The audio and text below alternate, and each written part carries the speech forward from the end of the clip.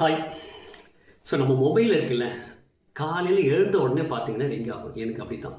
காலைல 6 மணிக்கு ஆரம்பிச்சோம்னா நைட்டு படுக்கிற வரைக்கும் என் ஃபோன் வந்து பிஸியாகவே இருக்கும். காலையில் எழுந்தோம்னா நீங்கள் வந்து பாத்ரூம் போக முடியாது, குளிக்க முடியாது, சாப்பிட முடியாது. மாறி மாறி மாறி வந்து அதாவது தொழில் ரீதியான ஃபோனு, நண்பர்கள்டேருந்து ஃபோனு, உறவினர்கள்டேருந்து ஃபோனு வந்துக்கிட்டே இருக்கும், பேசிக்கிட்டே இருப்போம், நம்ம வேலையும் பார்த்துக்கிட்டே இருப்போம். வீட்டில் இருக்கிறவங்கள கொஞ்சம் இரிட்டேட் ஆகிற அளவுக்கு அந்த ஃபோன்ஸ் இருக்கும். ஸோ அவ்வளோ பிஸியாக இருக்கும் என்னுடைய ஃபோன். இது வந்து நம்ம பீக்கில் இருக்கும்போது, அதாவது தொழில் ரீதியாக நல்ல வளர்ச்சியில் காரு பங்களா அப்படின்னு தொழிலில் சினிமாவில் பீக்கில் இருப்போம் இல்லையா, அந்த டயத்தில் நான் என்னை பற்றி கூட சொல்லிக்கிட்டு இருக்கேன். ஒரு இதே போல் நான் ஏற்கனவே வீடியோவில் சொன்ன மாதிரி ஒரு 25 வருஷம் கழிச்சு பார்த்தீங்கன்னா தொழில் ரீதியாக நான் வந்து டவுன்ஃபால் ஆகிட்டேன். தொழில் நம்ம பண்ண முடியல, சில லாஸு, கொஞ்சம் நாள் எதுவும் பண்ண வேணான்னு விட்டுட்டோம். ஸோ அப்போ வந்து ராம்கி சார் வந்து தோத்துட்டாரு அப்படின்னு எல்லாருமே எடுத்துக்கிட்டாங்க.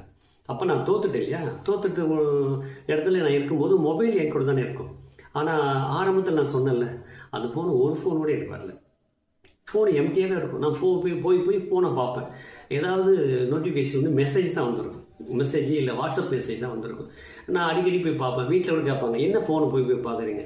இல்லை, அவ்வளோ ஃபோன்ஸ் வந்துக்கிட்டு இருந்தது, இப்போ பார்த்தா அவனுக்கு வந்து ஒரு ஃபோன் கூட வரதே இல்லை, அந்த ஞாபகம் கொஞ்சமாவது இருக்குல்ல, அதுக்காக போய் பார்க்குறேன் அப்படின்னு வீட்டில் சிரிச்சுக்கிட்டு, இது கூடமா உங்களுக்கு தெரியல, தெரிஞ்சுக்கிட்டே ஏன் போய் பார்க்குறீங்க? இருந்தாலும் பார்க்கலாமே, அதில் ஏதாவது நாலு நல்லவன் இருக்க மாட்டானா அப்படின்னு தான் பார்க்குறேன் அப்படின்னு சொல்லி. ஸோ விஷயம் என்னென்னா, நம்ம ஒரு நல்ல இடத்துல இருக்கும்போது நம்மளை தேடி 10,000 பேர் வருவோம்.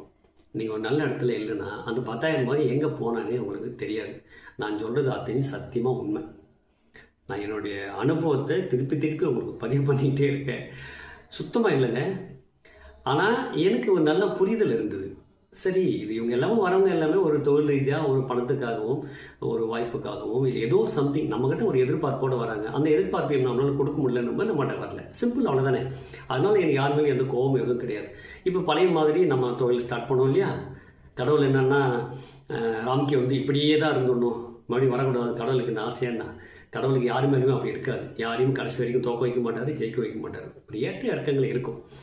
அதுபோல் நம்ம மறுபடியும் வளருவோம்ல, வளர ஆரம்பித்தா மார்னிங் ஃபோன் வருது, மறுபடியும் எடுத்த உடனே பேச ஆரம்பித்தேன். எங்கள் வீட்டில் அப்படியே பார்ப்பாங்க, நானும் அப்படியே பார்த்துட்டு சிரிச்சுக்கிட்டு போயிடுவேன். ஒரு ஃபோனு 2 ஆச்சு, 2 4 ஆச்சு.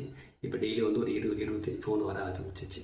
இப்போ நானும் பேசிக்கிட்டு இருக்கேன். ஆனால் முதல்ல பேசுனதுக்கும் இப்போ பேசுனதுக்கும் நிறைய வித்தியாசம் எனக்கு நல்லா தெரியுது. நான் மாற்றி பேசுகிறேன், புரிஞ்சுக்கிட்டு பேசுகிறேன். முன்னாடி வந்து அவங்க பேசுகிறவங்களுக்கு எமோஷ்னலாகவே நானும் பேசுவேன். இப்போ அப்படி எமோஷ்னலாக பேசுறது இல்லை. ஓகே, யாரும் மனசு புண்படாத அளவுக்கு ரொம்ப பாசிட்டிவாக ஓகே பார்த்துக்கலாம், பண்ணிக்கலாம் அப்படின்னு பாசிட்டிவாக பேசி வைக்கிறேன். இதுதாங்க லைஃப். இது எனக்கு மட்டும் இல்லை, எல்லாருக்கும் உண்டானது. இதை புரிஞ்சுக்கிட்டிங்கன்னா லைஃப் ரொம்ப சிம்பிளாக இருக்கும்.